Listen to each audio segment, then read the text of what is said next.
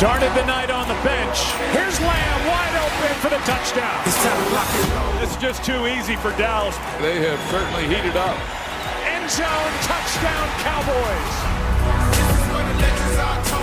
That's tipped and picked. Deep to the middle, caught by Pickens, and holy cow.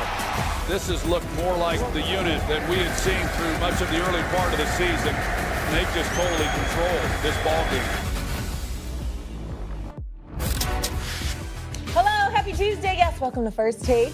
You already saw the fellas here. Stephen A., Jeff Saturday, Chris Canty, I am Shay Cornett. And how about them Cowboys last night? Cowboys!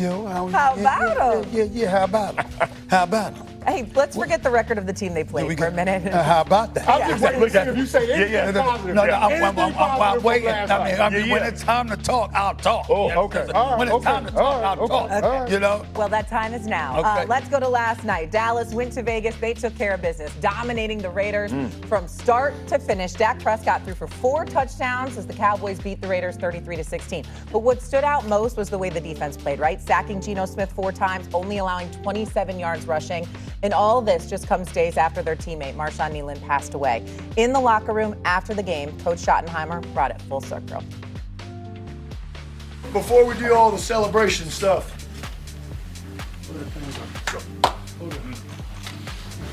so proud of you guys, man. Amen. Tough couple weeks. You guys made it proud, man. Unbelievable. We're a brotherhood, and as Marshawn, you know, he lived by one love, and you know that's why I just told the guys before the game, like, let's play for one love, let's play this one team, let's go out there and control the things that we can and play like Marshawn did, and that was just with our effort, our intensity, flying to the ball, and I think in all 3 phases we did that, and it was such a complimentary win and something for us to build off of.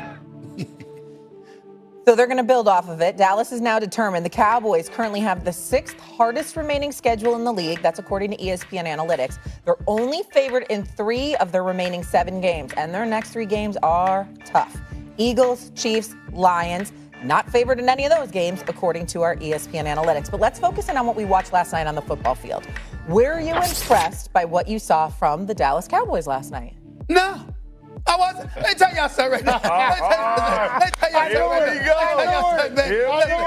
Listen. I'm just sitting there. I had to wake up. I just want to thank all my colleagues at ESPN this morning for making me laugh. I mean, I woke up with a smile on my face listening to all of y'all. It was unbelievable to watch. You would have thought the Dallas Cowboys actually went up against Indy or went up against Seattle or the Rams or somebody. The second most high-powered offense in the National Football League. This defense, rather, that was like one of the worst, okay, giving up over 30 points a game, went up against the second worst offense in the National Football League, averaging 15 points a game. You had Geno Smith out there getting sacked. Quentin Williams was balling. I got you. I know you could play. We knew it wasn't your fault that the Jets stuffed up the joint, but 5 quarterback pressures, 5 hits, 1.5 sacks. I mean, it was very, very touching. I have to say, to watch everybody talk about, I said, you know, Greedy made me so proud. I want to know, Mike Greenberg made me so proud this morning. I said, you know something? Let me tell you something. He's going to kill me for saying this. One of my boys, my partner, my business, my man Kevin Frazier works for Entertainment Tonight, right? Kevin Frazier, I never forget years ago when he was interviewing Anna Nicole Smith, God rest her soul. And he walked up to her, you know, he was interviewing her, and you should have seen the look on his face. It's like he cared so much. I'm like, what? Yes, are you really kidding me? What is this about, right? That's what I thought about when I was thinking about Mike Greenberg this morning. I watched him sit up there, and he was making such a big deal of the Cowboys. And I looked at Greedy, and I said, is this Get Up or is this Entertainment Tonight? What is this? They're playing the Raiders. Do we not understand how bad the Las Vegas Raiders are? They truly, I'm going to say it to you like this. The Las Vegas Raiders are exactly where they belong.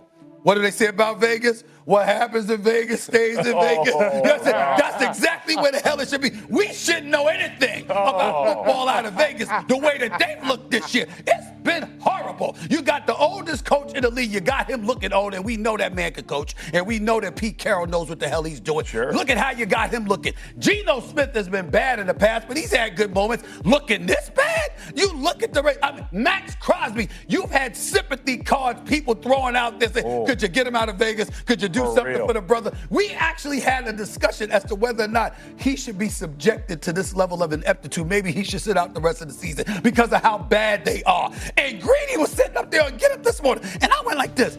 This is why I love this man so much. I admire him so much. The perfect host. Not to take anything away from you because you're great, Jay. But the thing about Greeny is he had people like he had us act. You would have thought the Cowboys played somebody. He had you thinking that the Cowboys went out there and beat the Eagles like this. I'm like, no, the Eagles are this Sunday. Yeah. Not last night. What is? Oh, who are you fooling? But Greeny had America fooled. You would have thought the Cowboys went out there and beat some Super Bowl contender or something. It was the Raiders. The Raiders. Will y'all stop it? Boy, this is something new from you. Yeah. I ain't never seen this. I'm gonna tear down the Dallas Cowboys by tearing down the opponents. I ain't never seen this before. This is a new one over here. Exactly. I ain't never seen you do this. This is a new strategy. This is a new game plan. I love it. Here's what I'll say. Right. I think some people are jumping out of the window with the Dallas Cowboys. They're not going to the playoffs this year. They're not. But the win for the Dallas Cowboys this year is to lay the foundation, lay the groundwork for future successes. I think the second half of this season can be what 2022 was in the second half for the Philadelphia Eagles. Okay. And if you squint really closely in terms of the football philosophy and roster construction, how this Dallas Cowboys team is now built is very similar to how the Eagles are built and how they want to play. Yeah. They're built front to back, inside out, both lines of scrimmage. You're talking about a lot of first and second round draft picks in the trenches in those particular units, 2 dynamic receivers, a Pro Bowl level tight end, and a top 10 quarterback. I mean, it is a lot of similarities to it. And last night, how they won that game, they actually, for the first time this season, turned defense into offense. Yeah. The sudden changes at the beginning of the game, being able to hold them to field goal, being able to hold them to field goal, Quentin Williams, Kenny Clark getting the sacks. That's impressive. And then, oh, by the way, they were able to have more ball disruption because the second and third level defenders ain't running up on play action fakes to have to stop the run because you got 2 hombres in there at defensive tackle that are absolutely animals. That's how Kenneth Murray got the tip pass that ended up being a pick for Marquise Bell, setting up a short field touchdown for that Dallas Cowboys offense. Hey, then in the fourth quarter, defense, special teams, hits the Raiders, minus 2 yard line, then they end up getting a safety. I'm just saying, I understand how the Dallas Cowboys want to win football games now. Yeah.